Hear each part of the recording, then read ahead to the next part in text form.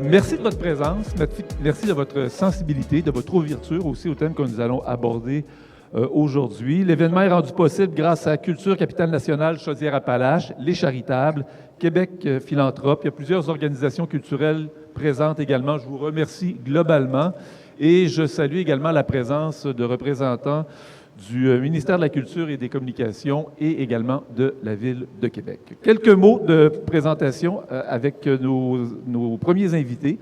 Je vais donner la parole d'abord à Perrine Levasseur et Émilie Sirène, parents qui sont de Québec Philanthrope.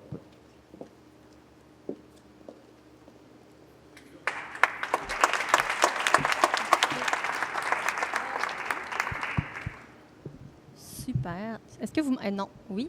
Vous m'entendez bien? Semi, hein? Je vais parler plus proche, je vais squatter un petit peu. Premièrement, je tiens à vous remercier, Charitable, l'organisme. On a plusieurs de nos créateurs de fonds. Donc, tous ces gens, je pense, engagés, impliqués dans la communauté, dans le secteur culturel.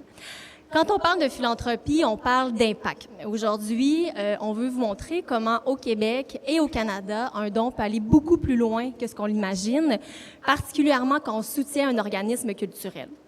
Donc, on parle d'ici d'un impact qui est multiplié grâce à des programmes d'appariement qui permettent de bonifier un montant initial offert tant par le ministère de la Culture et des Communications que par Patrimoine Canada.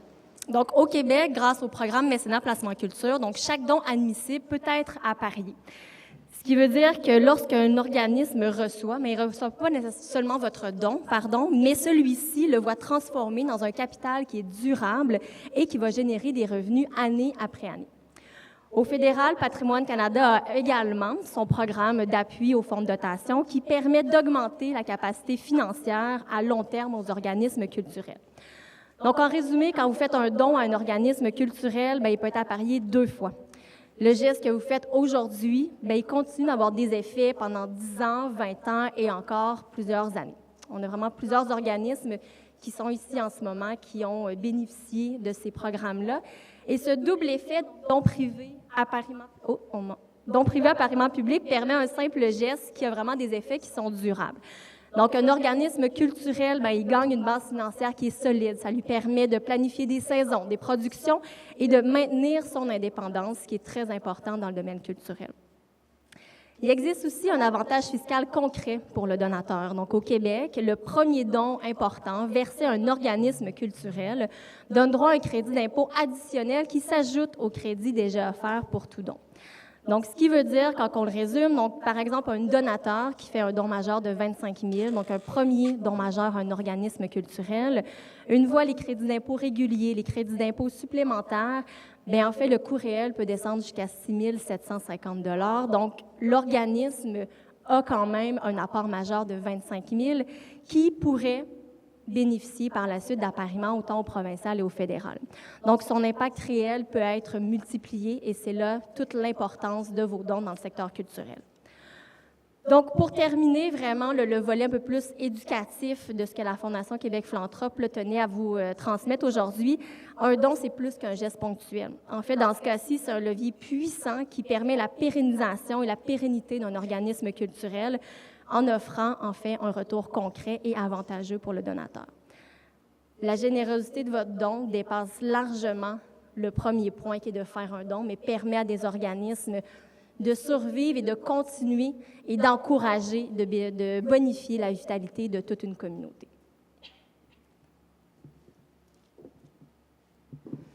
Bonjour tout le monde, moi c'est Perrine Vasseur, donc je suis directrice des programmes et des relations communautaires à la Fondation Québec Philanthrope. En plus de ce que vous a partagé ma collègue Émilie, à la Fondation, on a également développé un outil pour aider les donateurs à mieux redonner aux organismes. Et quand je dis mieux redonner, c'est cibler les besoins prioritaires de notre communauté. Donc cet outil, ça s'appelle le rapport des signes vitaux, qui est publié aux 2 ans à la Fondation et qui dresse donc le portrait des besoins prioritaires dans la capitale nationale et la Chaudière-Appalaches, qui sont nos 2 régions d'intervention. Pour faire ce rapport, on travaille en collaboration avec les organismes de notre réseau. J'en vois plusieurs qui sont dans la salle aujourd'hui. Donc, on les consulte, on fait des rencontres avec eux, on fait également des exercices de sondage pour vraiment cibler les besoins prioritaires de notre communauté. Et la culture a une section complète qui lui est dédiée. Donc, parmi les besoins émergents en culture, on a par exemple favorisé l'éveil culturel des enfants, donc pour les sensibiliser dès le plus jeune âge, mais aussi en faire des consommateurs de culture une fois devenus adultes.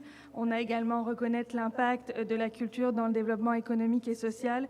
Donc là, encore une fois, pour qu'elle soit mieux considérée et mieux financée. Donc, je ne vais pas vous énumérer tous les besoins qu'il y a dans le rapport aujourd'hui, mais je vais vous inviter à aller le consulter sur notre site Internet.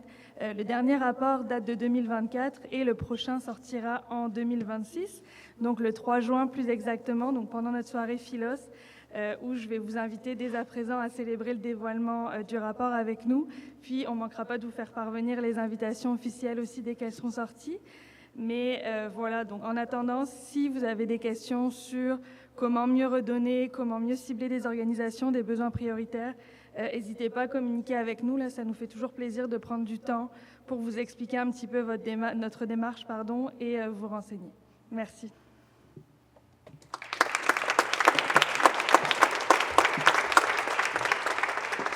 Merci du groupe Mouvement Les Charitables, maintenant Linda Beaulieu et Jean-Sébastien Noël.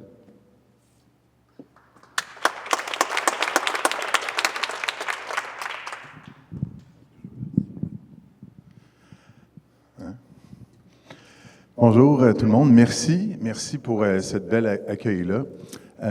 Rapidement, le Mouvement Les Charitables part d'un simple constat que les Québécois, principalement francophones, donnent moins qu'ailleurs en Amérique, au Canada anglais. Et notre fondateur, André, qui est ici, qui est là, qui a dit, disons pas aux gens où donner, mais disons-leur combien donner. Puis Yvon Charest, qui est à l'arrière, a dit 5 %, il va le défendre. Pourquoi 5 %? Parce que je pense que ça doit être assez élevé pour qu'on fasse la différence, puis assez accessible. Bref, le Mouvement Les Charitables, c'est un regroupement de signataires qui s'engagent à remettre une partie de leur argent à des causes de leur choix. On ne ramasse pas l'argent, on ne leur dit pas où donner, c'est vous qui voulez donner, où est-ce que vous voulez. Aujourd'hui, c'est notre deuxième événement de formation. On s'est dit, bien qu'on ne dira pas aux gens où donner, mais on va leur dire sensiblement qu'est-ce qui se passe dans notre société autour de chez nous. Aujourd'hui, on est sur un événement sur la culture. Merci à nos partenaires. Et pourquoi donner en culture? C'est le titre de notre rencontre. Merci aux philanthropes d'être venus aujourd'hui, de réaliser, d'éveiller, de s'ouvrir un peu à c'est quoi les besoins en culture, c'est quoi les opportunités un peu en culture. Et la grande règle derrière le Mouvement Les Charitables, c'est aucune sollicitation. Fait que pour les organismes qui sont dans la salle, si vous sollicitez, il y a des confessionnals sur le côté. Non, c'est pas vrai. Ça a été désacralisé, ça se passe pas comme ça. Bref, le but, c'est qu'on se retrouve dans un lieu neutre où est-ce qu'on peut parler. Neutre, ça a été désacralisé, c'est comme si plus neutre, mais il y a un petit vestige autour. Où est-ce que, dans le fond, on parle de philanthropie, puis on éveille ensemble cette conscience collective-là, que le don, que finalement, on est tous aussi pauvres tout aussi riches que la pauvreté de notre voisin. Donc, merci. Linda? Tu devais me présenter, merci. Si on m'a demandé bonjour à tous. Si on m'a demandé de m'adresser à vous aujourd'hui, c'est que je me trouve un petit peu des deux côtés de la médaille. Robert et moi, on fait de la philanthropie depuis maintenant plus de 25 ans. On donne, tu disais tantôt, on ne dit pas ce qui est merveilleux avec les charitables, c'est qu'on ne nous dit pas à qui donner. Mais moi, je trouve que de donner à la culture, c'est vraiment une bonne place où donner, où mettre ses sous. Je dis toujours que la culture, c'est pas un luxe, c'est une nécessité. J'ai toujours imaginé une journée sans culture. Il y a personne, je pense qu'il n'y a personne à Québec qui travaille en culture qui se promène en Mercedes. Je pense que les gens qui y travaillent, ils travaillent à nous présenter de la beauté, et Dieu sait qu'on en a de besoin. Moi, je fais partie maintenant des charitables. Ils m'ont convaincu. On est sortis de l'anonymat, Robert et moi, parce que je pense qu'il est grand temps qu'on dise aux gens, écoutez, là, il faut faire notre part. Moi, je dis toujours que la seule bonne raison de faire beaucoup d'argent, c'est de pouvoir la partager. Dans notre société, on en a besoin. La culture, vraiment, on est à même de voir tout ce qui pousse, tout ce qui a besoin, tout ce qui veut vivre, mais qui n'a pas les moyens. On dit toujours, tu sais, la culture, c'est pas l'éducation. Oui, la culture, ça élève, c'est aussi l'éducation. La culture, c'est pas une maladie, non, c'est vrai, mais ça prévient la maladie. Puis moi, je sais que ça sauve des vies, ça a sauvé 2 personnes dans ma famille. Alors, c'est sûr que quand on veut attirer le tourisme, qu'est-ce qu'on fait? On parle de la culture, on parle de notre culture, c'est notre ADN, c'est notre signature, c'est qui on est en tant que société.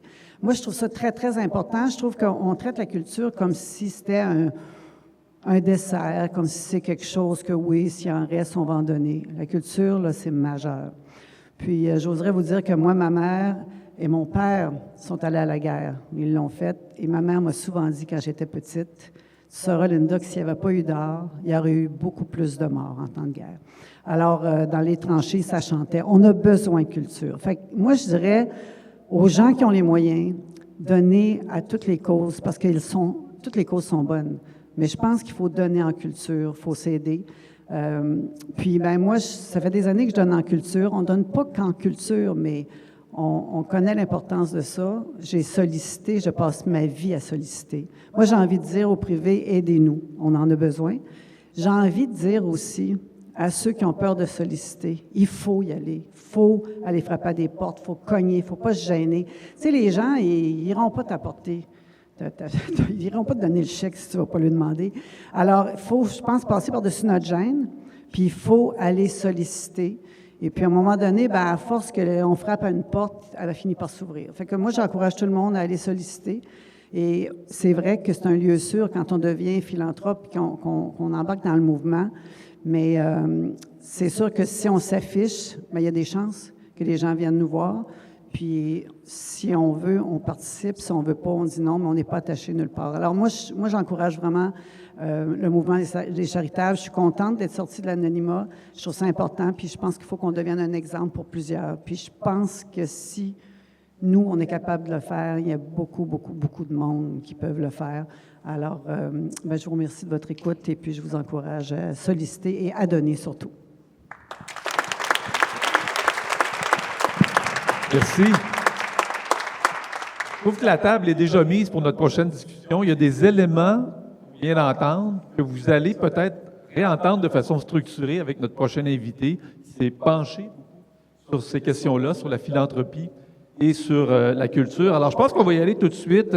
Je vais vous présenter Wendy Reed. Wendy, s'il vous plaît, si tu veux t'approcher.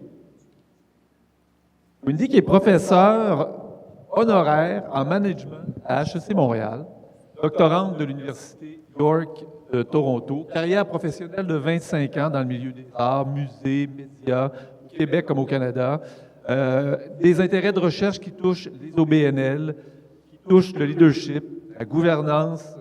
Elle est responsable d'un ouvrage qui s'appelle « Repenser la philanthropie culturelle à Montréal, les relations et la communauté ». Donc, un ouvrage de réflexion sur ces questions-là. Elle a de nombreuses publications. Est-ce qu'on peut dire, oui, il faut le dire parce que c'est public, il faut s'en vanter en quelque sorte que tu es une 5% aussi. Hein? Tu fais partie de ce groupe-là, même si tu habites à Montréal. Alors, c'est important de le mentionner. Et nous allons, avec Wendy, aujourd'hui, parler donc de culture. J'ai un paquet de questions à lui poser, fort pertinentes, en commençant par la structure de l'économie culturelle. Essayer de comprendre cette structure-là pour qu'on puisse finalement savoir comment elle fonctionne, comment elle peut avoir aussi besoin de donateurs. Merci beaucoup, Claude. Et ça me fait grand plaisir d'être ici à Québec, même si je viens de Toronto et Montréal. J'espère que vous ne sentiez pas que j'ai le meilleur mot à dire, mais c'est juste que j'ai quelques expériences et j'ai réfléchi un peu. Et donc, les gens du Conseil de la culture m'ont invité de vous aider à réfléchir sur la philanthropie culturelle.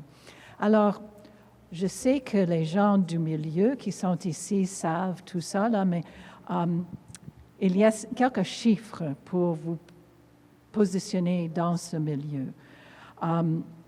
Donc, vous gérez des chiffres, je sais, donc c'est probablement plus facile.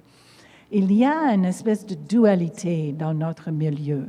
Il y a le OBL, le but lucratif et le but non lucratif. Et parfois, au milieu, c'est un peu ambigu, qui fait quoi et comment.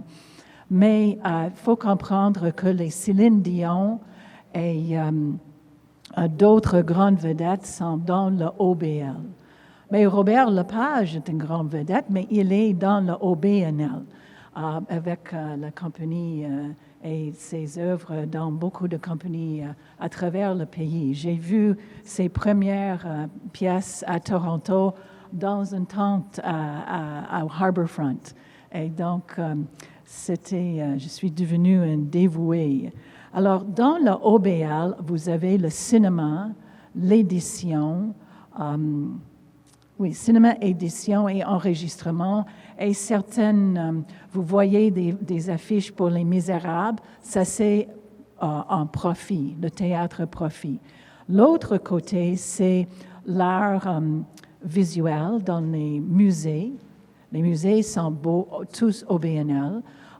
Les centres d'artistes, qui sont des collectivités d'artistes, vous avez beaucoup ici à Québec. Vous avez le théâtre, le Trident et beaucoup de petites compagnies ici. La danse, le cirque, diffusion.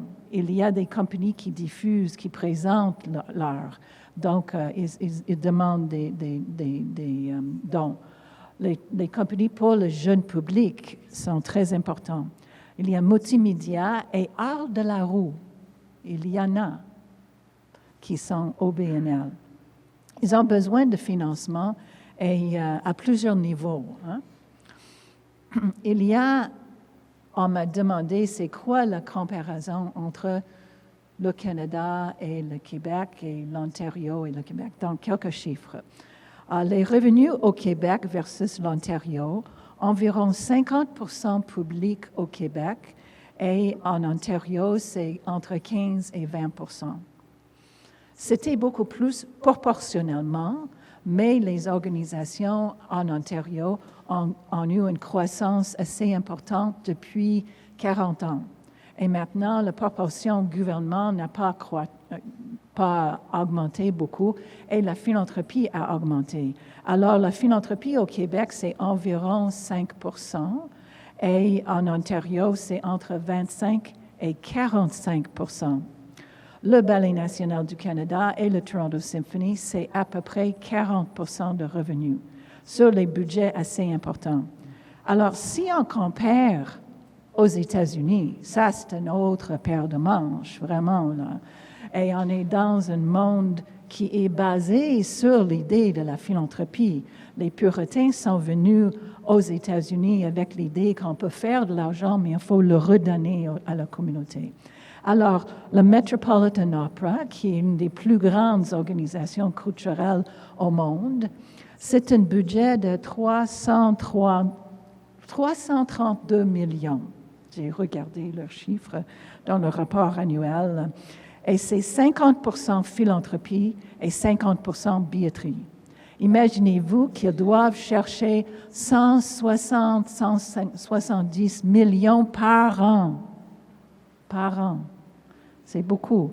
Ils ont un groupe de professionnels au Metropolitan Opera de 150 personnes qui cherchent de l'argent à travers le pays. Là. Donc, nous ne sommes pas là. Alors, on me dit, et j'ai bien vu dans beaucoup de recherches, que la culture représente à peu près 4 à 5% de la philanthropie. Et on dit, mais c'est minime, mais c'est pas beaucoup. Bien, la philanthropie augmente beaucoup et donc la philanthropie en culture augmente. Et c'est pas juste ici au Québec, hein? C'est aussi au Canada anglais et aux États-Unis. La culture est pas aussi grande que la santé, l'éducation et même la religion. Alors, voilà, il y a un écart, vous avez remarqué, un écart de niveau de dons entre le Québec et le Canada. Cependant, et vous étiez motivés à former les charitables pour aider à augmenter ici au Québec et la fierté québécoise, vous avez raison. Cependant, ça a changé. L'écart a diminué. On peut être fier de ça. En 2010, il y a le rapport Bourgie. Pierre Bourgie a mené un rapport sur la philanthropie en culture. En 2010, il a remarqué que la différence était 2,15 fois plus grande au Canada anglais. Maintenant, en 2023, c'est 1,5 fois. Donc, entre 2010 et 2023, on a diminué cet écart. Donc, félicitations à tous qui font la philanthropie comme professionnels et tous qui donnent. Je pense que c'est pas juste en culture, c'est la philanthropie en général. Donc, la culture philanthropique au Québec change. Ça devient plus important. Et je trouve que c'est très, très intéressant. Juste une dernière 2 chiffres. Comme membre du Conseil culturel, ici à Québec, vous avez 126 petites organisations en bas de 1 million et vous avez 40 en haut de 1 million. Donc, juste pour vous donner un sens de c'est quoi la population. C'est une bonne nouvelle, Wendy, quand tu nous dis que la philanthropie culturelle prend de plus en plus de place. C'est peut-être encore modeste quand on compare à ailleurs, mais il y a des freins, je pense, dans les choses qu'on entend et qui circulent, des mythes qui nous empêchent peut-être ou qui nous font mal réaliser l'importance et les besoins. Tu en as un peu parlé, il y a des OBL et des OBNL. On entend souvent dire, les artistes, il y a des grandes vedettes, ils font plein d'argent, ils n'ont pas besoin de nous. Tu as parlé de la part du financement public par rapport à la philanthropie. On entend souvent des gens dire aussi, les gouvernements sont là, les gouvernements subventionnent, je vais dire le mot généreusement, on parle de mythe, la culture. Et il y en a plusieurs que tu aimerais peut-être démolir comme ça, déconstruire un peu, là, pour qu'on comprenne mieux vraiment là, les besoins en culture. Bien, tu étais en train de donner mon discours. Ça va bien, hein? C'est bien, il en a appris. Alors, oui, il y a beaucoup de subventions publiques, mais dans la culture, c'est moins que dans la santé et dans l'éducation. Et il faut comprendre que chaque année, surtout dans les arts de la scène, les musées ont des fondations et on récolte de l'argent et on fait le transfert. Mais dans les arts de la scène, on doit aller chercher, comme le Metropolitan Opera, on doit chercher chaque année le montant d'argent pour équilibrer le budget. Donc, c'est du travail. On me dit que personne ne me demande. Oui, ça se peut. Et en effet, dans les arts, on cible beaucoup les gens qui sont proches à nous. On cible les gens qui sont dans les salles d'exposition, des salles de théâtre, des salles de concert. Donc, on a des bases de données et on cible beaucoup nos bases de données. Nous sommes des petites organisations et donc, on cible très proche à nous. Donc, ce n'est pas des demandes de grand public. Claude a mentionné des vedettes, vous connaissez très bien des vedettes ici au Québec. Alors, pourquoi pas on ne fait pas de l'argent, assez d'argent? Mais c'est parce qu'on est dans une situation où on a des mandats de développer l'art, développer le public, développer le bien-être de la société et se rendre très accessible. Ça coûte cher et des billets couvrent à peu près entre 30 et 50% de nos coûts normaux. Alors, oui, on ne fait pas de l'argent dans le côté OBNL. Élitiste, est-ce qu'on est de l'art et donc seulement des gens qui savent? Non, il y a des vrais passionnés dans notre milieu, des gens comme vous et des gens de monsieur, madame, tout le monde qui ont appris à aimer l'art. Et donc, et aussi, comme j'ai dit, des organisations se rendent accessibles dans les parcs et dans les écoles pour rendre l'art beaucoup plus accessible. Je ne comprends pas l'art et je ne sens pas assez informée. Ça se peut. Moi, j'étais élevée dans l'art. J'avais une mère très ambitieuse. Mais il y a des gens. Mais dans ces organisations, on comprend et on fait des causeries avant, on a des activités en arrière-scène. C'est fascinant d'aller voir, écouter, comprendre, et vous allez apprendre au fur et à mesure. Et quand moi j'étais à Toronto faisant de la philanthropie dans les années 80, il n'y avait pas une grande culture philanthropique à Toronto. Hein? Vous savez très bien que maintenant ça existe. Mais quand je vais à Toronto et je parle avec les gens, des donateurs à Toronto, ils sont très connaisseurs de l'art. Ils ont appris au fur et à mesure, en faisant des dons, en allant en arrière-scène, tout ça. Donc, on vous aide à mieux comprendre. Mon dernier point qui revient à ce que vous avez indiqué, un enfant malade et sa santé ont des besoins plus concrets que dans les arts. Ça se peut, et oui, on doit donner à tous. Mais les arts contribuent énormément au bien-être de la société, et de notre société et la qualité de vie. Voici. Oui, puis peut-être que l'art peut guérir aussi des blessures qui sont peut-être pas aussi visibles qu'un bras cassé, mais qui peuvent soigner, accompagner, aider aussi, grandir. Donc, il y a ça aussi dans les besoins qui s'expriment. Ton prochain point vise l'impact de la culture autour de nous. Puis ça peut être très concret, puis on a des exemples parfois précis, mais un peu d'abstraction aussi autour de l'impact de la culture dans nos vies, dans nos sociétés. Tu as quelques points que tu aimerais partager ici. Oui, oui. Je pense qu'il y avait quelques points déjà évoqués.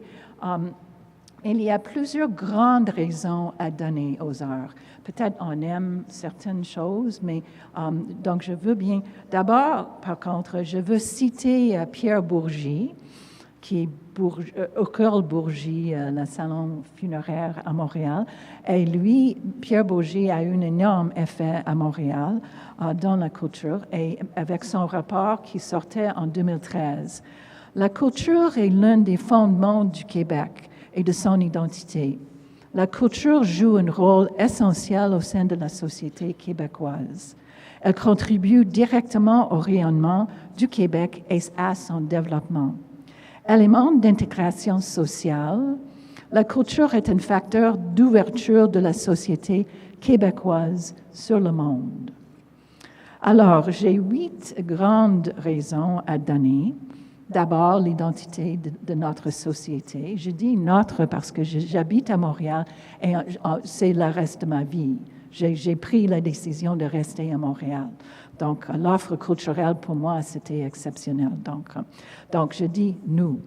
La culture comme autodéfense est une référence que ça m'a frappé beaucoup dans un monde menaçant.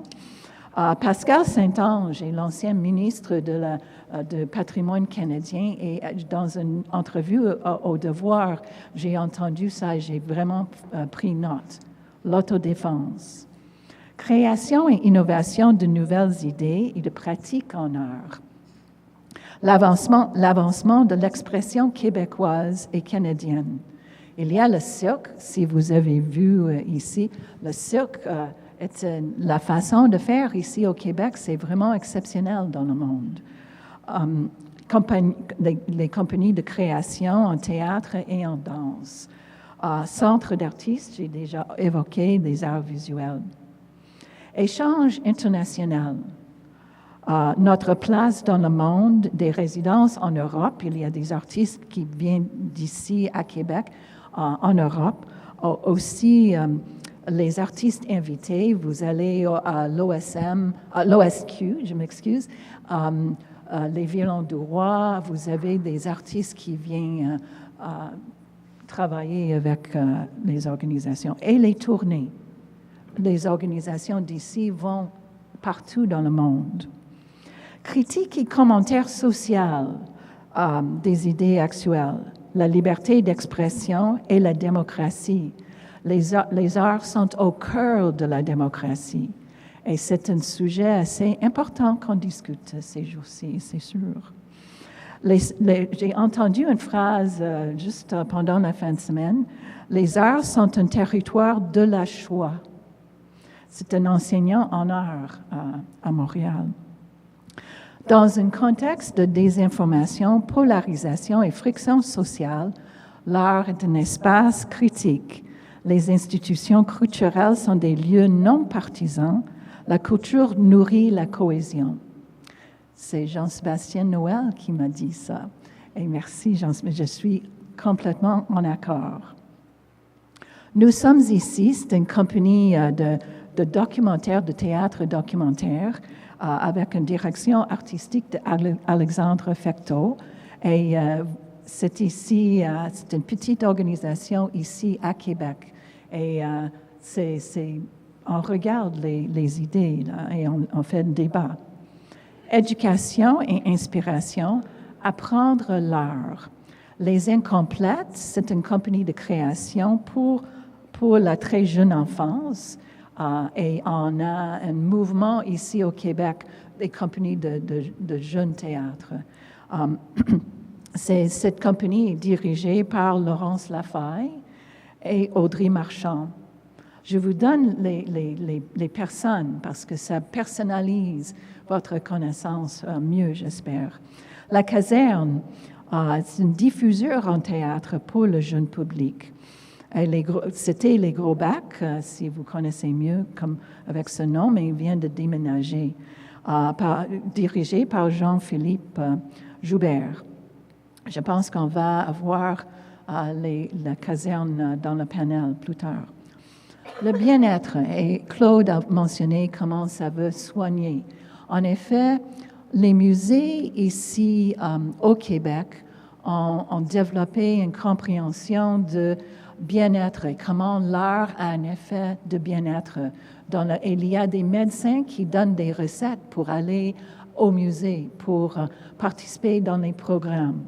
Alors, on a le musée national des Beaux-Arts ici, dirigé par Jean-Luc Mouret, et le programme qui amène au bien-être pour tout le monde, dans tous les parcours.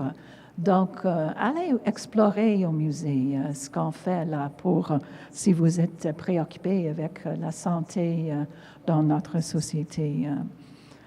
Conservation et préservation de l'art. La mémoire. Nos plaques dans les voitures, je me souviens. Hein, c'est une thématique ici au Québec. Les collections et expositions dans les musées, le Musée national des Beaux-Arts et le Musée de la civilisation, dirigé par Julie Lemieux, vous donnent un sens de souvenir, de mémoire. Plus certaines petites compagnies comme Estrade, c'est une petite compagnie centre de valorisation du patrimoine vivant. Donc, le feeling, la danse, tout ça, là, c'est les pratiques traditionnelles en art de la scène, surtout le conte et métier d'art. Formation de pratiques artistiques à niveau mondial. Vous avez 4 écoles professionnelles ici à Québec. Il y en a à Montréal aussi, mais notre place dans le monde de l'art est très importante. Donc, on a une école de cirque, une école de danse, un conservatoire qui a 2 écoles, une école de théâtre et une école de musique. Et le Québec, avec les écoles, votre place dans le monde, la qualité de performance de l'art est vraiment impressionnante. Aussi, on a l'Université Laval qui a plusieurs écoles en art. Donc, la formation ici à Québec, ça vaut la peine de regarder. C'est des bouts non lucratifs. Ils ont besoin de dons. J'ai nommé certaines, mais je vous donne le défi de vous informer plus tard à votre rythme et développer vos connexions avec d'autres organisations. Donc, une dernière grande raison que tout le monde me cite, c'est l'impact économique. En effet, il y a un impact économique Et il y avait beaucoup d'études sur ça. Les arts ont besoin de se rationaliser, que c'est aussi économique. Et je cite Pierre Bourgi une deuxième fois. Ce milieu constitue un important moteur de l'activité économique, contribuant de façon significative à la création d'emplois et de richesses au Québec. Donc, M. Bourgi a fait ses études et il nous informe bien. Je pense que c'est... Oui, puis tout ça est souvent mesuré, évoqué aussi. Tout à fait. Comment l'industrie touristique bénéficie de l'offre culturelle ici. On peut penser au festival d'été, mais il y a d'autres événements culturels importants qui attirent des gens et qui font vivre aussi l'économie de notre région. Oui. Dans ce que tu as évoqué, Wendy, il y a plusieurs points importants. Il y en a un qui m'interpelle particulièrement, celui de lieu d'échange, l'importance de la culture pour la démocratie. On a besoin de ces endroits-là pour discuter. Puis combien d'entre nous sommes sortis d'un film, d'une pièce de théâtre, puis se sont mis à échanger avec notre voisin ou avec notre ami qui est allé voir le film une autre fois et qui s'est mis à discuter puis échanger sur des points parfois sensibles, mais qui nous permettent d'avoir une base de discussion puis qui sort de ce qu'on lit peut-être dans le journal, puis des débats politiques qui sont importants, qui ont leur rôle à jouer, mais qui nous permettent aussi individuellement de bouger, de réfléchir, d'échanger aussi, puis de participer à la vie démocratique à travers la culture et à travers l'art. C'est très important maintenant de tenir à ça. Il me semble qu'on en a encore plus besoin qu'avant, de sortir de la polarisation ambiante, puis de discuter entre nous à partir d'événements culturels auxquels on peut assister. Je pense qu'on peut sauter la prochaine question parce Très que bien. c'est déjà couvert. C'est des bénéfices fiscaux ici au Québec qui sont exceptionnels. Je connais mes collègues, le premier don important en culture est le mécénat placement en culture. J'ai des collègues à travers le pays qui sont complètement jaloux de ce qui se passe ici au Québec dans la culture. Et le gouvernement du Québec a eu une vision assez impressionnante. Oui. Donc, tu aimerais qu'on aille directement dans les besoins philanthropiques dans le secteur culturel et des arts? Oui, je pense que, parce que dans les OBNL, comme j'ai dit, les revenus autonomes sont une partie de notre revenu. C'est pas on fait pas de l'argent comme au Cirque du Soleil. C'était une vision petite au début, mais c'est vraiment, en tout cas, c'est un OBL. Alors, on a besoin de revenus, faute d'un public moins grand. Dans le cinéma, l'édition, il y a une réplication de l'art. Et donc, on peut rejoindre un beaucoup plus grand monde que dans les arts de la scène et dans les musées. Alors, on a besoin d'une plus grande diversité de revenus qui aide à la stabilité de ces organisations. On ne veut pas sortir de fin de l'année fiscale avec des déficits. On veut rester responsable. Alors, la philanthropie a un rôle à jouer dans l'équilibre de ce budget. Et ce monde non pas, comme j'ai dit, le billet ne couvre pas les coûts réels de ce billet. Nous produisons les nouvelles créations. Il y a des mandats pour beaucoup d'organismes. Alors, les nouvelles créations qui peuvent coûter cher. Un répertoire particulier. Ici au Québec, on a une culture qui est très intéressante, je dois vous dire, et un développement des jeunes publics qui ne retournent pas un grand revenu. Donc, on a besoin du public et la diversité de la philanthropie qui nous aide énormément. Comment on donne? Oui. Parce que le milieu culturel est vaste. On peut y aller en fonction d'un secteur, d'une troupe, de quelque chose qu'on aime particulièrement, mais souvent, on va mettre ça de côté. Donc, comment on s'y prend si on a une sensibilité, une envie? On passe par quel chemin pour y arriver? Bien, en préparant ce petit présentation pour vous, moi, quand j'étais à HEC, je suis retraitée maintenant, j'ai donné un cours sur la philanthropie culturelle qui prenait 12 semaines, 3 heures par chaque semaine. Donc, de vous donner un sens de la philanthropie culturelle dans 25 minutes et de donner l'autre côté de la médaille, pourquoi vous comment vous pourriez donner. Moi, j'ai enseigné les gens à comment demander le don. Alors, moi, la vaste majorité des donateurs dans les arts sont des gens qui sont aussi dans les salles. C'est des gens qui assistent aux arts. Et donc, c'est social et on est là avec beaucoup de personnes. Donc, d'abord, pour décider à qui donner, je suggère que vous parlez avec vos amis, votre famille, lire dans les médias et aller voir, assister au musée, voir les activités au musée, aller assister dans toutes sortes d'activités culturelles, artistiques, et décider à vous lequel aimez-vous. Et probablement, si vous assistez souvent, vous seriez dans la base de données et vous allez recevoir une demande de don.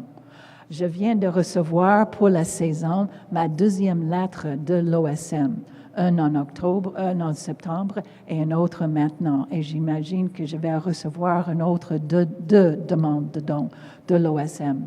C'est une équipe qui travaille fort. Alors, je suggère que vous décidez d'aller voir 3 événements culturels dans les mois prochains. Peut-être aller au musée, puis une pièce de théâtre quelconque et un concert quelque part. Je viens d'assister au Violon du Roi à Montréal et c'était un concert absolument extraordinaire. Vous avez des compagnies, des organisations qui présentent l'art à un niveau exceptionnel. Donc, vous allez vous donner du plaisir en faisant votre recherche. Une autre chose, vous connaissez, je suis sûre, des membres du CA de ces organisations. Allez parler avec eux de leurs implications dans le milieu et développer peut-être des suggestions de où aller, qu'est-ce qu'eux ils aiment voir et assister.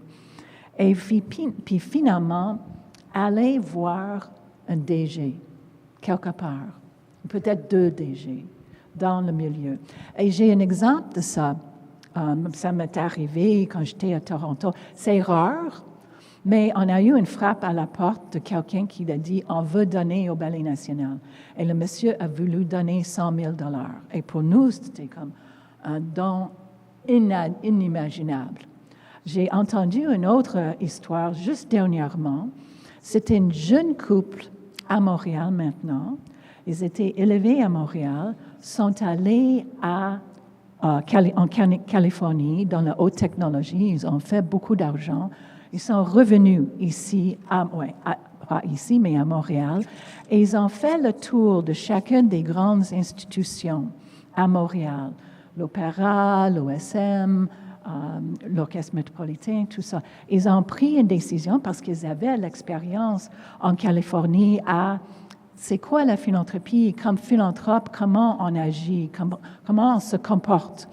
Et donc, finalement, ils ont fait leur recherche et ils ont décidé à donner au Musée des Beaux-Arts, à l'Orchestre métropolitain et à l'Opéra de Montréal.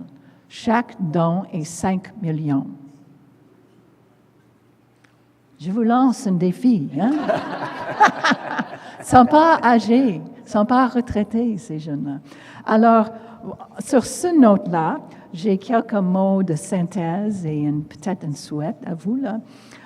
D'abord, le milieu culturel à Québec, il y a une fragilité de financement public et beaucoup de petites organisations qui manquent des moyens pour poser des demandes de dons. Cependant, on a un besoin croissant des arts dans un contexte de menace d'identité à l'international. Les arts donnent une marque de sophistication à notre identité et ils créent un bien-être humaniste dans notre société. Et parlant de humaniste, je trouve que votre mouvement est vraiment exceptionnel. C'est un mouvement humaniste, c'est sûr. Vous voulez appuyer votre société. Et c'est innovant, j'ai jamais vu ailleurs. est unique. Quand je parle, même à Montréal, des charitables, les gens ne savent pas. Donc, je commence et on me dit que je peux faire partie de vous parce que je donne déjà 5%. J'ai déjà donné depuis... J'ai une politique de dons. C'est comme Linda à la culture. Et donc, j'ai les dons dans mon testament et j'ai un violoncelle que je prête à un jeune musicien. Et donc, voilà. Alors, oui, donc vous êtes très unique, je pense. Je vous souhaite des belles explorations de vos goûts en art, de relations philanthropiques très chaleureuses avec les arts. Alors, j'ai appris cette expression dernièrement, nez à nez avec le plaisir en philanthropie. J'espère que ça vous encourage. Merci. Merci, Wendy. Merci, c'est une belle conclusion.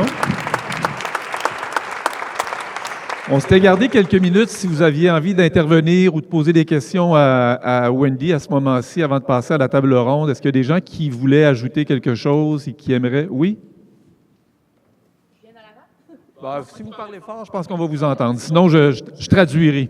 Bien, moi, je veux vous remercier parce que je travaille pour le milieu culturel, donc une petite organisation, puis vous nous avez très bien décrit notre réalité. Merci beaucoup. Mais moi, j'ajoute un défi au mouvement Les Charitables. Si vous ne savez pas comment donner ou à qui donner, je vous invite à constater aussi dans les salles de spectacle qui sont les producteurs derrière les œuvres que vous voyez en salle. Souvent, on est conscient de la salle de spectacle dans laquelle on s'assoit, mais pas toujours de qui a produit le spectacle de danse, le spectacle de théâtre ou le spectacle de musique. Donc ça aussi, c'est vraiment une manière d'apprendre à connaître son milieu culturel un peu plus largement. Puis ça vous permet ensuite de décider, de comprendre vraiment qui vous aimez, de quelle œuvre, quel producteur vous aimez, finalement le contenu, entre guillemets. Donc vraiment, moi, c'est le défi que je vous apporte aussi. Oui, monsieur. Après toutes ces années, est-ce que tu crois que la philanthropie, ça s'enseigne? Absolument. Est-ce que ça...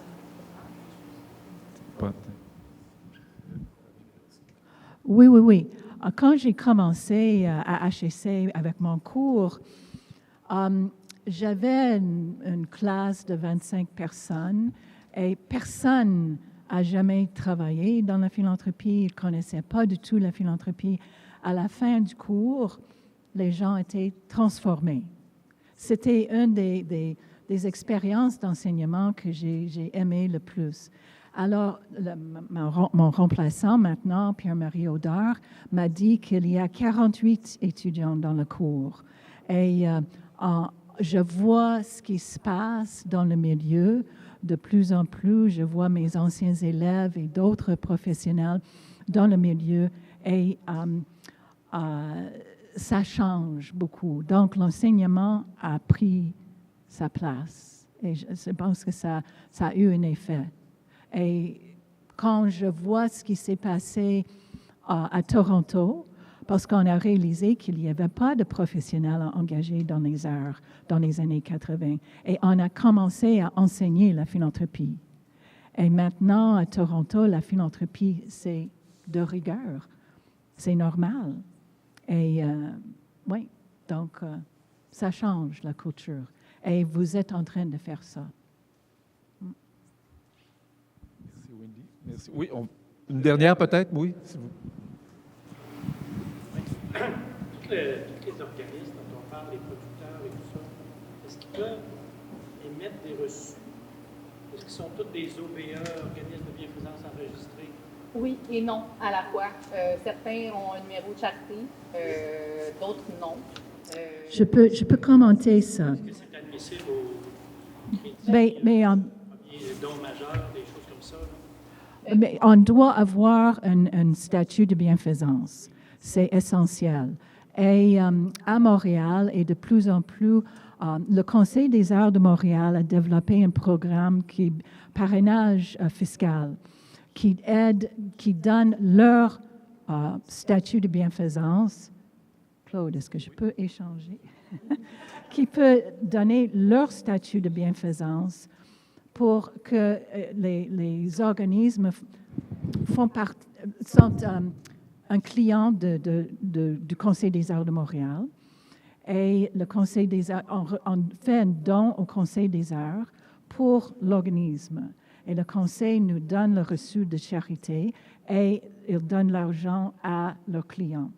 Alors, cette possibilité est élargie dernièrement par Revenu Canada. Il y a d'autres organisations qui peuvent prêter leur statut de bienfaisance pour aider à développer. Mais il y a des organisations qui doivent faire application pour avoir un statut de bienfaisance.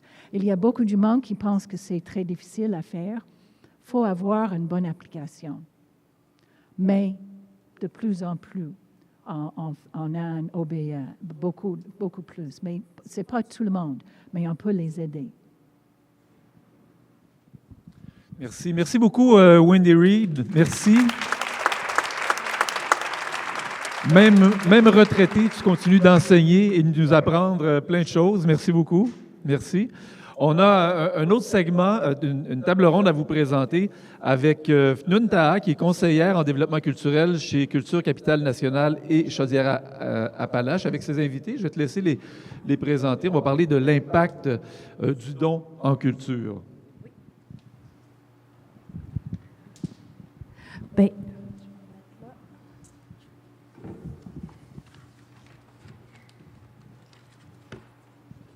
Bien, merci. Je vais inviter Gabrielle Bouchard, Cassandre Lambert-Pellerin et Catherine Bonneau à venir me rejoindre. Oui, prenez le temps de vous asseoir.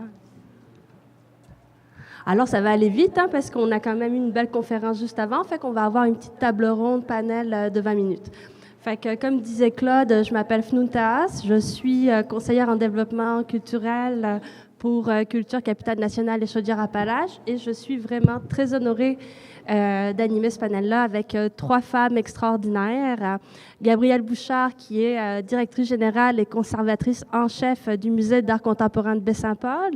Cassandre Lambert-Pellerin, qui est codirectrice pour Estrade, le Centre de valorisation en patrimoine vivant.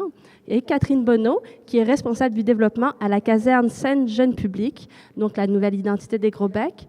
Je vais l'appeler la caserne pour des questions de facilitation. Mesdames, alors on vous a choisi aujourd'hui parce on tenait en fait à offrir aux charitables et à l'ensemble des philanthropes présents et présentes une vue de terrain. Donc moi, je veux que ce panel, ce soit un moment vraiment très informel où on peut discuter ensemble pour le temps qu'on a. On a à peu près un petit 20-25 minutes. Donc, une vue de terrain, puis de voir vraiment concrètement les retombées du secteur culturel. Donc, si on vous a choisi aujourd'hui, mesdames, c'est parce que vous incarnez des disciplines extrêmement différentes. On parle des arts de la scène avec une concentration de théâtre jeune public, à du conte, de la musique traditionnelle, aux arts visuels. Vous allez aussi nous démontrer très concrètement comment la culture, en fait, est un vecteur à différents champs de notre société. Vous allez voir que la culture participe, en fait, au sentiment d'accomplissement de soi. Wendy l'a très bien nommé tantôt, au sentiment de bien-être. On va parler également d'éducation, de santé, d'impact aussi sur notre santé mentale. Donc, mesdames, merci d'avoir accepté l'invitation. Donc, je vais vous les présenter très rapidement pour que vous sachiez un petit peu à qui vous avez affaire aujourd'hui. Alors, Gabrielle, comme je le disais, conservatrice en chef du Musée d'art contemporain, qui a été fondée en 1992. C'est la seule institution muséale dans l'Est du Québec dédiée à l'art contemporain. Quand on dit art contemporain, en fait, on parle d'un art ici qui a été créé à partir de 1947. Conscient de sa mission spécifique, le musée a pour vocation d'initier le grand public à l'univers des pratiques contemporaines en présentant à la fois des expositions d'artistes établis qui ont marqué l'histoire de l'art du Québec, mais aussi un mariage avec des artistes émergents, donc des très jeunes artistes. Dans cette optique, le musée reste fidèle aux motivations qui ont soutenu l'action des fondateurs du Centre d'art de Baie-Saint-Paul. Ce désir constant d'amélioration est particulièrement visible lors de la tenue du Symposium international de Baie-Saint-Paul, que je vous invite à aller voir si ce n'est pas déjà fait. Chaque été, vous avez des artistes qui s'installent à Baie-Saint-Paul et qui vont créer jour après jour, aussi en fonction des interactions avec le public. Donc, c'est génial de voir des artistes qui évoluent, qui n'ont pas d'œuvre prédéfinie, mais qui se construisent comme ça tout le long, qui vont être installés au sein de la ville. Cassandre Lambert-Pellerin. Alors, responsable du Centre de valorisation en patrimoine vivant, qui va avoir bientôt 10 ans. Félicitations. Elle travaille à faire connaître les porteurs et porteuses de tradition et artistes dépositaires de savoir autour de la chanson trad, la musique, la danse, le conte et les savoir-faire artisanaux. C'est avec une vision contemporaine et un esprit collectif qu'elle aborde les traditions pour créer des occasions de rencontre avec le grand public. Alors, je ne sais pas si certaines d'entre vous, vous connaissez le patrimoine vivant. Est-ce que ça vous fait des échos? Est-ce que vous voyez c'est quoi? Donc, parce qu'on ne le sait jamais, on confond souvent avec le patrimoine bâti, mais là, on est vraiment dans l'univers de tout ce qui est non tangible, en fait. Et Cassandre tenait vraiment à vous apporter aussi une définition aujourd'hui, une définition qui a été soulignée et mise en œuvre par l'UNESCO. Donc, le patrimoine vivant est un héritage de nos ancêtres transmis à nos descendants. Ce patrimoine est en récréation permanente puisqu'il est transmis de génération en génération et évolue en réponse à notre environnement. Le patrimoine vivant est important parce qu'il confère aux communautés, aux individus un sentiment d'identité et de continuité. On parlait de protection d'identité nationale, de rempart, mais aussi de nous incarner en tant que société. Le patrimoine vivant y contribue très fortement. Il peut promouvoir la cohésion sociale, le respect de la diversité culturelle et la créativité humaine, ainsi qu'aider les communautés à construire des sociétés résilientes, pacifiques et inclusives. Catherine Bonneau. Alors, Catherine est notre responsable du développement à la caserne, comme je l'ai nommé.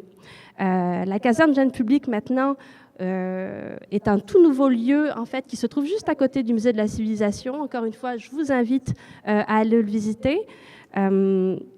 Catherine est responsable aussi de tisser des liens avec la communauté. L'ensemble de ces qualités, en fait, lui ont permis de recevoir, en fait, en 2024, le prix de la Jeune Chambre de commerce en tant que jeune personnalité d'affaires dans le secteur social communautaire. Bravo, Catherine. Pour la caserne, donc, on l'a dit, c'est une organisation qui diffuse et fait des spectacles professionnels en art de la scène avec une concentration pour le jeune public et en théâtre. Donc, ça va se concentrer aussi sur les enfants de 0 à 17 ans qui proviennent de milieux scolaires et familiaux.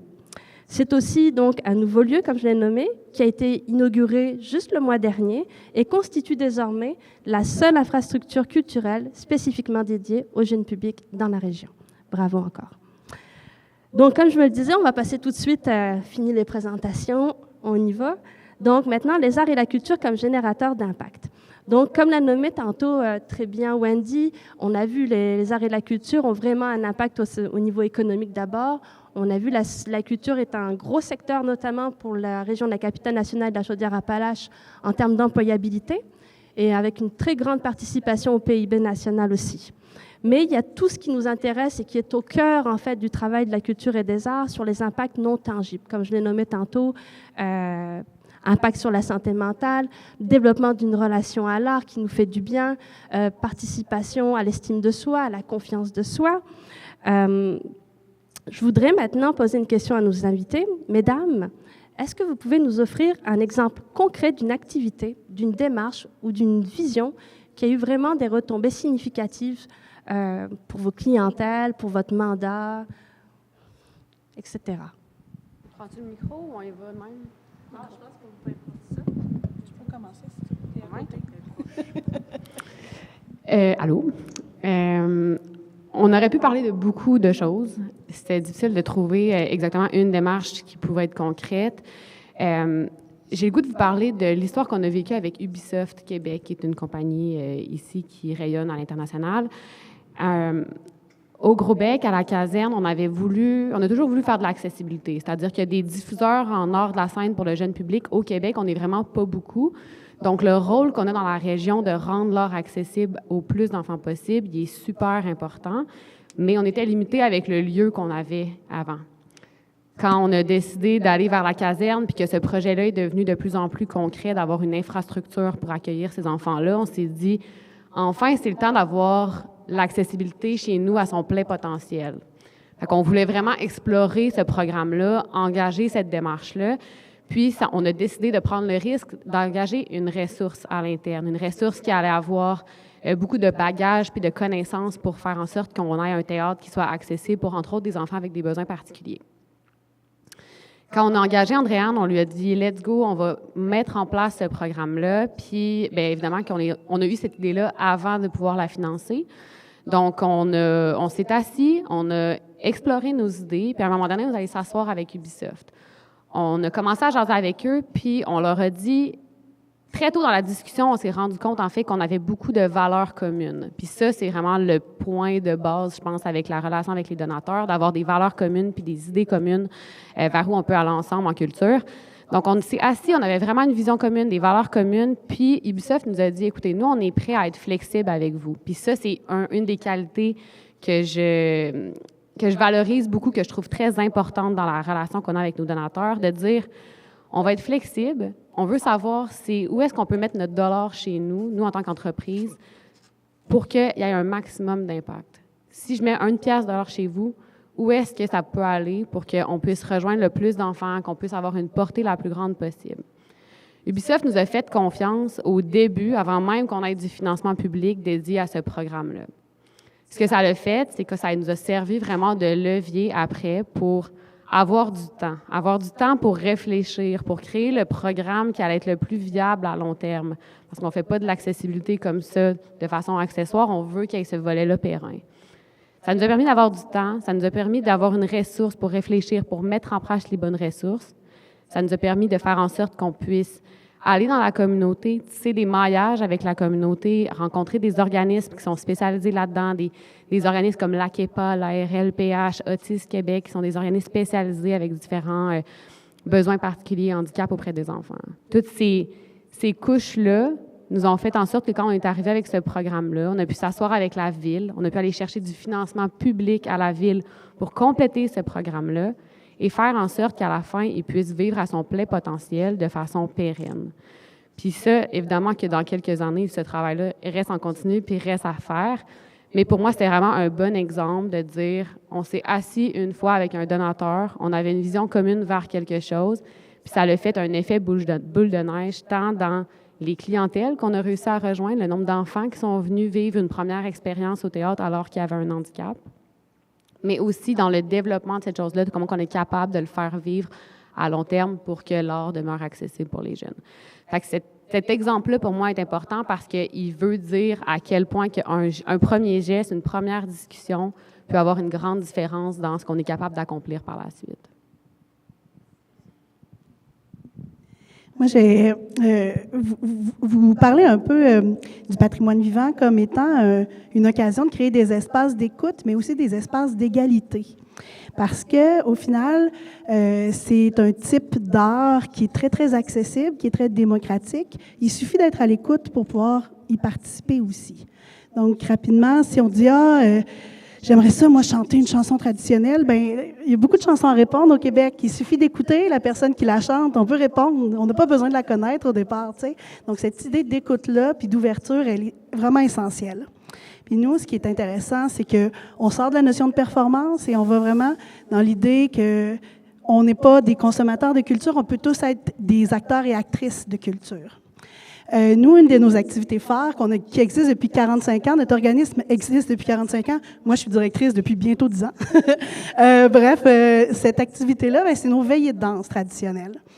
Puis les veillées de danse, c'est merveilleux parce que tout le monde est ensemble sur le même plancher. On se questionne pas à savoir c'est quoi le statut social des autres personnes qui sont avec nous. Pour nous, c'est super important que le billet pour participer soit le plus abordable possible. On donne aussi beaucoup de billets du côté de Accès Loisirs Québec pour favoriser la présence de plusieurs personnes différentes là, au sein de nos veillées. Mais ce qui est intéressant avec ça, c'est qu'on a un calleur ou une calleuse qui est là pour expliquer les mouvements, puis ensuite accompagner le public qui sache déjà danser ou pas, de participer tout simplement, encore une fois, en étant à l'écoute. Aussi, même les personnes qui ont de la misère avec le français peuvent quand même participer parce qu'il y a cette idée de mimétisme, d'apprendre, de voir les autres faire, de reproduire les mouvements. Les personnes qui seraient avec des limitations physiques en fauteuil roulant, c'est aussi possible de danser. La danse traditionnelle, c'est vraiment quelque chose qui est possible, qu'on peut adapter à différents publics. quand on rencontre des clientèles, des personnes qui sont nouvellement arrivées au Québec, qui essayent la danse traditionnelle, sont toujours extrêmement contents d'essayer ça. Mais assez rapidement, on tombe dans un échange où eux aussi ont envie de nous montrer des mouvements de danse de leur tradition. On rentre dans un contexte d'échange parce que tout le monde ensemble, on danse et l'idée, c'est de réaliser, c'est pas un spectacle, c'est une activité, tout le monde ensemble. Donc même, la pire chose qui peut arriver, c'est qu'on se trompe. C'est pas un problème, on n'est pas sur la scène, donc on a du plaisir tout le monde ensemble. Même des fois, on offre des activités comme ça, comme du team building, parce que l'idée, c'est de travailler vraiment tout le monde ensemble dans tout ça. Puis, au final, ben ça permet, comme le dit si bien le colleur ou la colleuse, de tout le monde se prendre par les mains puis de danser, tout simplement. Moi, bonjour, je suis contente d'être ici aujourd'hui. Merci pour l'invitation. Je suis au Musée d'art contemporain de Baie-Saint-Paul. Je suis directrice là-bas depuis, ça va faire 3 ans, là, en janvier. Puis quand je suis arrivée, je me suis rendu compte que non seulement le musée était très, très loin de la communauté des arts de Québec, du Québec, mais était surtout loin de sa communauté. Puis ça m'a un peu fait mal de voir ça, de constater ça. Je trouvais, on est en plein milieu du centre-ville de Baie-Saint-Paul, on est très, très dur à manquer, on est en face de l'église, on a un gros stationnement, on est facile, on est visible. Mais on était tout seul. Alors, avec l'équipe, on s'est vraiment tourné vers comment est-ce qu'on fait pour ouvrir les portes le plus possible. Puis c'est un peu la mission qu'on a depuis 3 ans maintenant, parce que souvent, Wendy, vous avez abordé ça, souvent, l'art contemporain, on va associer ça à quelque chose d'élitiste, à quelque chose de pas accessible, qu'il faut avoir étudié là-dedans pour le comprendre, qu'il faut avoir les codes, parce que sinon, on va se sentir inférieur. Puis moi, ça, c'est vraiment quelque chose qui est un très, très gros problème pour moi. C'est pour tout le monde, l'art, à partir du moment que vous avez des sens, même pas seulement des yeux. On fait des trucs incroyables avec des non-voyants et des malvoyants. Il faut juste être ouvert. C'est cette ouverture-là. Donc, on s'est mis à faire de plus en plus d'activités puis d'aller chercher les groupes communautaires. Puis c'est qu'on s'est rendu compte ce qu'on veut faire du musée, c'est que ce soit un lieu de vie. Donc, on a Aidons-les, fait qu'on a des jeunes mères qui viennent le mardi après-midi allaiter leurs enfants dans le musée. Ils viennent pas nécessairement visiter, mais ils viennent dans un lieu où est-ce qu'ils se sentent bien, où est-ce qu'ils se sentent en contrôle, en confiance, puis ben rendu là, quand même que le bébé il pleure, sont avec d'autres personnes qui sont là avec elles, qui sont dans la même situation, puis en plus, ben c'est beau autour, il y a des œuvres, fait que ça ajoute à leur moment de sociabilité. On reçoit des personnes âgées, des après-midi aussi, puis parfois, pour ces personnes-là, ça va être leur seul moment qu'ils vont avoir été en contact avec des gens dans leur mois. Donc, ça vient vraiment changer quelque chose dans leur quotidien puis dans leur santé sociale, en fait.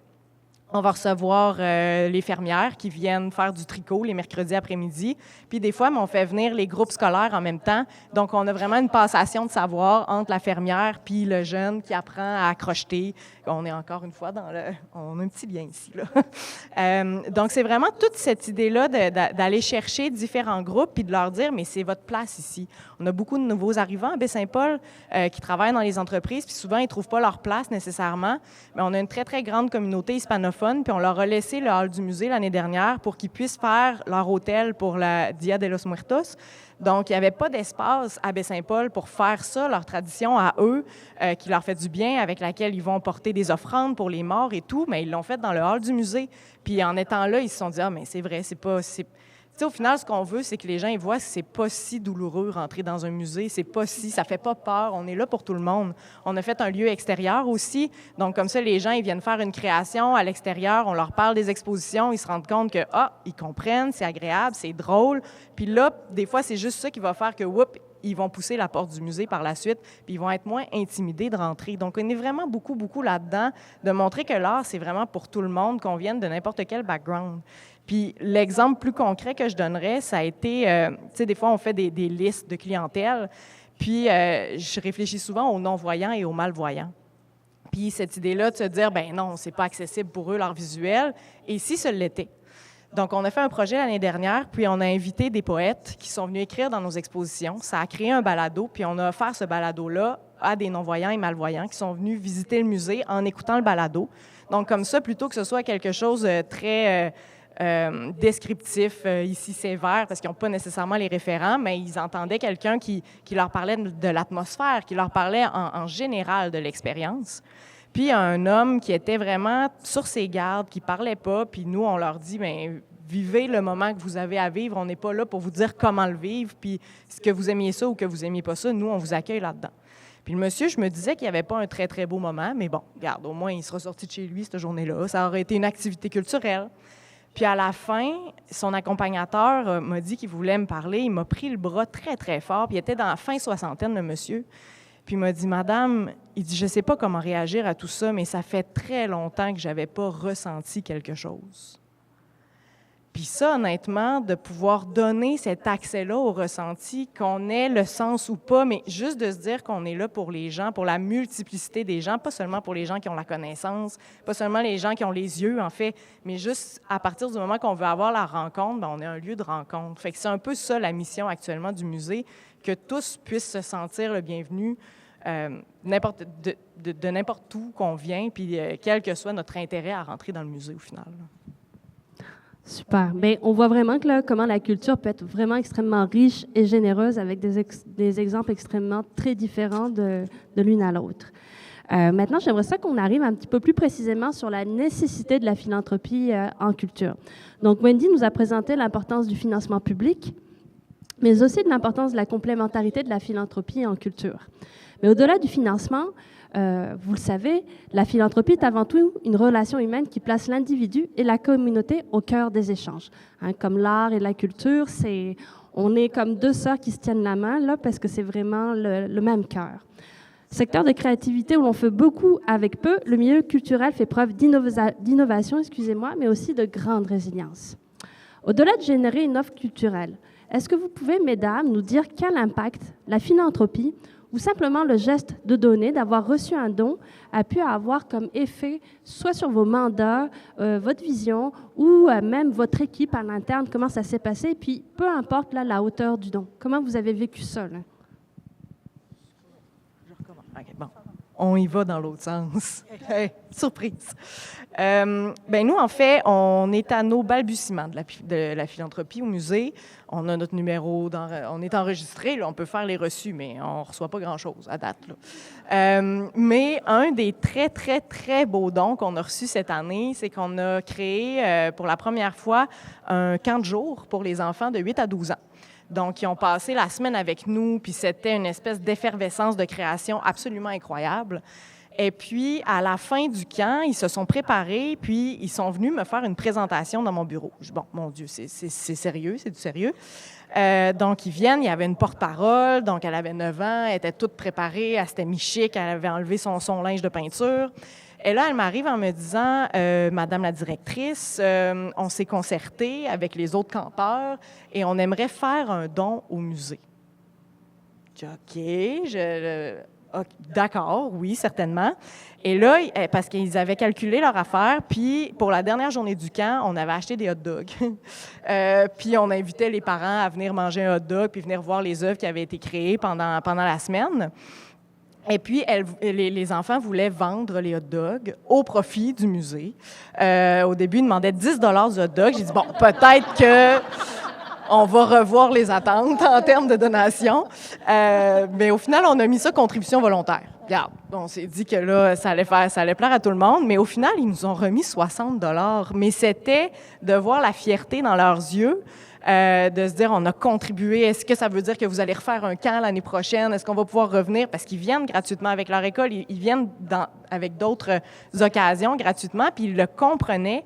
Puis c'est là que je me suis dit qu'on s'en va quelque part avec la philanthropie, Wendy. Quand tu as un enfant de 9 ans qui le comprend, qui le voit, puis qui dit, ben moi, dans ma tête, cet argent-là, il allait aller au magasin de bonbons de l'autre bord. Là. Ils n'ont jamais envisagé ça. Ils se sont dit, on va faire un don au musée. Puis c'était solennel, c'était beau. Ils étaient fiers. Fait que c'est de me dire, puis tu sais, rendu là, le 60$, c'est le plus beau 60$ qu'on va avoir reçu. Fait que tu sais, tous les dons pour une équipe, c'est un don qui nous permet de respirer, en fait, puis qui nous dit, on n'est pas tout seul là-dedans. C'est encourageant de se dire, on n'est pas tout seul à y croire. Mais là, de voir des enfants comme ça qui voulaient avoir ce lien-là à nous, puis qui étaient tellement fiers, mais je me dis, eux autres, c'est les futurs donateurs du musée aussi, tu sais. C'est des futurs membres, c'est des futurs porte-parole aussi, parce que ça veut dire qu'ils ont eu ce lien-là tellement intime avec l'organisation qu'ils nous ont donné toutes leurs 2 piastres. Fait que voilà, c'est ma plus belle histoire que je pouvais raconter. C'est difficile de passer après toi. Bien, tu sais, je vous l'ai dit, le patrimoine vivant, ça permet vraiment de créer des rencontres. Puis je voulais faire un parallèle avant de parler de l'effet sur notre équipe. Nous autres, le cœur de tout ce qu'on fait, c'est la transmission. Donc, l'idée de donner à d'autres ce que l'on a. Mais la distinction avec le patrimoine vivant, c'est ça qui est beau, c'est que ça fait juste multiplier la joie. La joie s'amplifie à chaque fois. Contrairement à, par exemple, une bague là, qui aurait appartenu à ma grand-mère, qui aurait été donnée à ma mère, puis que là, tout à coup, là, ma mère doit décider entre ma sœur et moi laquelle qui va l'avoir. Une chose est sûre, si elle la donne à une, il y en a une qui l'a pas. Si elle la donne, elle l'a plus, elle non plus. Alors que quand on parle d'un savoir-faire, quand on parle d'une chanson, d'un air de violon, quand on parle d'un conte, tout ça, c'est tous des éléments que ça fait juste s'amplifier à chaque fois.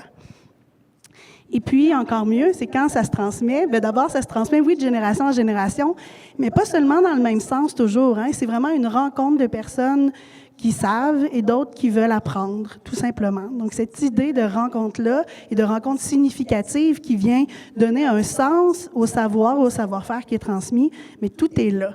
Donc, on donne beaucoup en patrimoine vivant, mais on donne sans jamais rien perdre, tout en multipliant tout ça. Nous, on a notre numéro de charité depuis 1996 et puis on a été pendant longtemps, il y a eu longtemps un seul employé à l'organisme. Là, depuis 10 ans, on est 2 employés. On a longtemps été à temps partiel toutes les deux. Là, on est à temps plein puis on a même une ressource à temps partiel avec nous. On est 2 et demi, c'est merveilleux. On est une grande, grande équipe.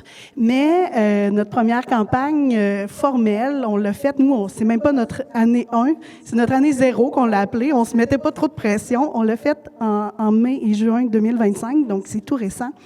Et puis, ça a été, d'abord, quand on l'a lancé, puis qu'on a commencé à avoir des dons, des noms de personnes qu'on connaît, qu'on voit dans nos activités, puis qu'on voyait que ces personnes-là comprenaient que, tu sais, le fait de venir et de payer leur billet pour venir dans leur activité, c'était pas ça un don. La philanthropie, c'est développer une relation, c'est s'engager aussi davantage. Quand on a vu que plusieurs personnes de notre communauté faisaient le don, moi, cette journée-là, j'ai pleuré toute la journée, je pense, d'émotion, Puis, tu sais, c'est ça, hein, c'est quand on est des petites équipes, les choses reposent beaucoup sur nos épaules. Donc, quand ça fonctionne, ben c'est nous autres qui prenons aussi tout ça, toute cette charge d'énergie-là. Puis, au final, quand on a commencé à avoir des noms de personnes qu'on connaissait pas du tout, puis qu'on allait chercher, on les googlait pour voir comment ils sont rendus à nous, puis on le savait pas. C'était encore plus merveilleux parce que tout à coup, on se disait, mon Dieu, mais notre message continue à voyager, puis il trouve sa place dans d'autres oreilles. Donc ça, c'est vraiment, vraiment, vraiment merveilleux parce qu'au final, ce qui est le fun avec le patrimoine vivant, c'est que ça permet de construire une richesse, mais sans passer par de l'argent. C'est vraiment à travers les gens qu'on investit. Et donc, c'est vraiment un grand plaisir de pouvoir être bien tout le monde ensemble grâce au patrimoine vivant.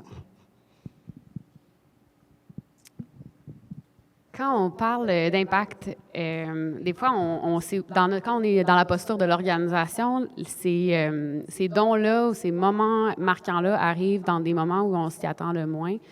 J'ai le goût de vous raconter l'histoire de Maurice, qui était un client des Gros Becs à l'époque. Maurice, c'était un grand-papa qui venait avec son petit-fils de 3 ans. Je ne l'avais jamais vu, puis tout ça, on s'est parlé via un formulaire de sondage après spectacle. C'était banal comme ça au tout début. Maurice est venu au théâtre. Dans le fond, on a décidé, c'était probablement un grand consommateur de théâtre à la base. Il a décidé d'initier son petit-fils au théâtre. Le petit gars, il avait 3 ans. Il est venu voir un spectacle de Winnipeg qu'on avait reçu il y a quelques années qui s'appelait « Le vieil homme et la rivière ». Le vieil homme et la rivière, c'était une histoire d'un vieux monsieur un peu grognon, là, qui n'avait pas beaucoup d'amis, puis qui passait son balai, puis tout ça. Puis à un moment donné, il s'en va à la pêche, puis il se fait ami avec un grand poisson. Puis comme c'est une espèce d'histoire d'amitié, puis tout ça, pour les 3 ans et plus, à peu près. Bien, Maurice, il m'a écrit après pour me dire que depuis qu'il était venu voir ce spectacle-là avec son tout petit, parce que souvent, avec les enfants de 3 ans, des fois, on va penser qu'ils s'en souviennent pas, là. Ça, c'est vraiment comme un grand mythe là, au niveau des arts pour les tout-petits. Il me dit, depuis qu'on est allé voir ce spectacle-là, on joue au vieil homme et à la rivière chez nous. Quand il vient se faire regarder chez nous, moi, je fais le vieux monsieur grognon, puis lui fait le poisson. Il nous raconte ça, c'est turbo cute, ça marque nos esprits, puis nous, ça nous conforte. À chaque fois qu'on reçoit un commentaire comme ça sur un de nos spectacles, ça nous confirme pourquoi on fait cette mission-là, puis qu'est-ce que ça crée, de créer des souvenirs puis des liens. Fast forward, quelques années plus tard, on est en grande campagne majeure de financement pour la caserne. On devait amasser 1 250 000 pour la construction de ces bâtiments-là. C'est le temps de Noël, on fait le tour un peu de nos donateurs, on se dit, on constate un peu à notre clientèle, on leur demande des dons, tout ça pour la campagne majeure. Maurice me lâche un coup de fil et dit « Catherine, j'aimerais ça faire mon premier don important en culture. » Maurice nous a donné 5 000 $. Fait que là, on parle d'impact. Le premier impact avec le tout petit, le lien que ça a créé, les souvenirs que ça a créé avec lui, le fait qu'ils sont retournés au théâtre plusieurs fois, que ça a créé un rituel, des souvenirs, tout ça. Puis après ça, tu as l'aspect au niveau de notre organisation, de voir que ce geste-là, finalement, s'est concrétisé par un premier don important en culture. Ça a été super significatif. Puis les dons d'individus aussi, là, avec les charitables, vous êtes tous des individus dans vos processus de philanthrope. Ça veut dire vraiment beaucoup. C'est comme encore plus précieux parce que c'était son argent à lui. Puis ça a fait une grande différence pour nous dans la campagne. Puis au-delà, j'ai le goût de dire, du geste monétaire puis de qu'est-ce qu'on allait faire avec ce 5 000 $-là, il y avait tout l'élan que ça nous a donné par la suite. Quand on sollicite, Linda, tu le disais un peu tantôt, ça peut être vraiment très exigeant, très demandant. C'est pas un travail qui est facile. Mais quand on voit des gens comme ça qui portent ces gestes de cœur-là, qui sont habités aussi par ce lien de cœur qu'ils ont créé avec l'organisation, bien, ça fait une différence énorme. Puis nous, ça nous propulse aussi, ça nous donne de l'élan pour continuer d'être créatifs, de pondre des projets. Vous êtes tous des organismes, je suis convaincue, puis d'autres dans la salle, qui... c'est pas les bonnes idées qui manquent, dans le fond. Ça, on en a plein. Des fois, c'est juste le petit coup de pouce, l'élan supplémentaire, l'étincelle qui fait en sorte qu'après ça, on est capable de concrétiser ces bonnes idées-là, de trouver les moyens dans la société pour être capable de les faire vivre au meilleur endroit, puis de répondre à des besoins, finalement. Fait que, petite histoire comme ça, mais qui, pour nous, a été très, très porteuse de sens.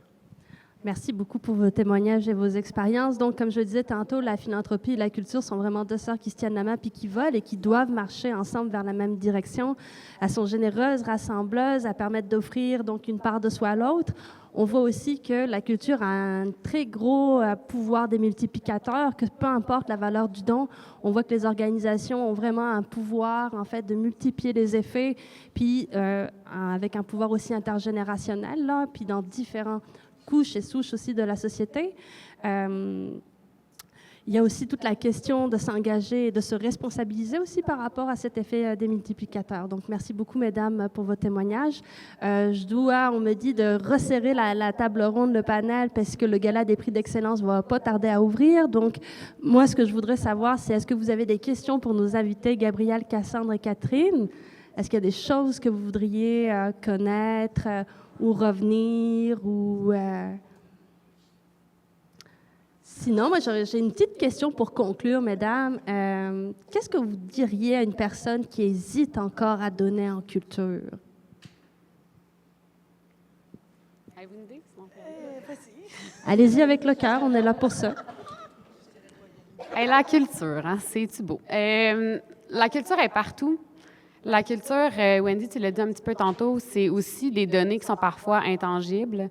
C'est pas les données les plus facilement quantifiables, mais vous êtes toutes marquées par la culture dans votre quotidien. Tout le monde écoute de la musique, tout le monde voit des séries, tout le monde voit des films, tout le monde sort. Il y a beaucoup, beaucoup, beaucoup de culture, puis c'est ce qui est comme un moteur de société. Vous l'avez nommé tantôt, Linda, Wendy, c'est pas on sauve pas des vies, mais on sauve des vies en même temps. On est vraiment beaucoup dans la prévention et dans ce qui rend la vie plus joyeuse.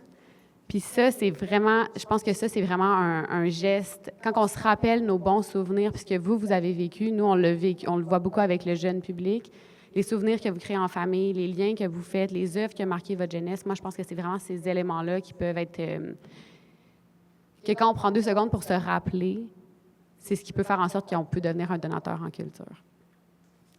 Fait que j'ai le goût de vous encourager. J'ai le goût de vous rappeler aussi ma petite édito politique. Acheter des billets, c'est vraiment cool, mais c'est vraiment pas comme faire un don. Acheter des billets pour aller visiter des expositions, pour aller voir des spectacles, c'est super, c'est vraiment important, ça fait vivre notre culture. Mais poser le geste supplémentaire d'encourager ces organismes-là pour qu'on puisse être encore plus créatifs puis faire vivre nos œuvres, je pense que c'est un geste supplémentaire qui mérite la peine d'être dit. Voilà. Je dirais que donner en culture aussi, c'est apporter un peu une sérénité au milieu, aux travailleurs, travailleuses culturelles, parce qu'il y a tellement une grosse partie de notre travail, je crois, qui est toujours de chercher de l'argent pour réaliser nos belles idées, puis d'être en mesure, parce que aller fonctionner uniquement avec des appels de projets, des subventions qui sont à refaire à chaque année, on le fait tous, c'est tout, mais c'est très, très épuisant. Puis le fait de travailler du côté de la philanthropie, donc de travailler avec des humains, de donner finalement en culture, c'est d'appuyer le travail des humains qui viennent toucher d'autres humains. Fait que je pense que c'est ça. L'humain est vraiment, vraiment au cœur de la philanthropie dans le milieu culturel.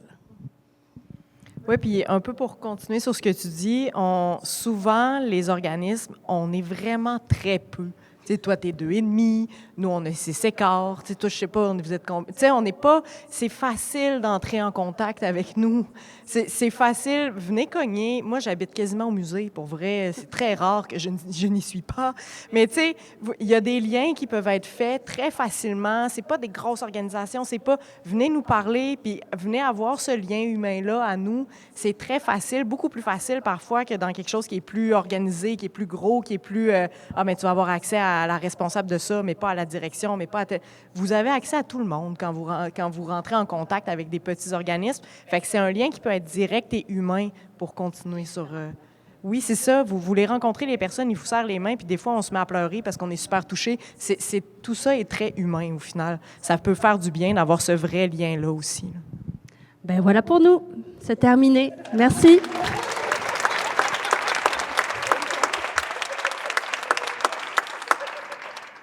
Merci Fnoun, merci à tes invités, merci à Wendy, merci à vous tous d'avoir pris une partie de votre après-midi pour entendre ce que nos invités avaient à vous dire. Donc, Culture, Capitale nationale et Chaudière-Appalaches au cœur de l'organisation de la journée d'aujourd'hui, les Charitables et Québec Philanthrope aussi, évidemment, merci beaucoup, en espérant que ça va alimenter vos réflexions, vos discussions. Il y a un verre, je pense, qui est servi. En tout cas, la salle est à nous avant que ne commence le gala des prix d'excellence. Donc, vous avez le temps encore d'échanger, de discuter entre vous. Je vous remercie beaucoup de votre attention. Pour ceux qui veulent rester à 16h30, les portes vont ouvrir pour le gala des prix d'excellence. Vous êtes invités aussi à assister à cette soirée. Merci à tous. Bonne fin de journée.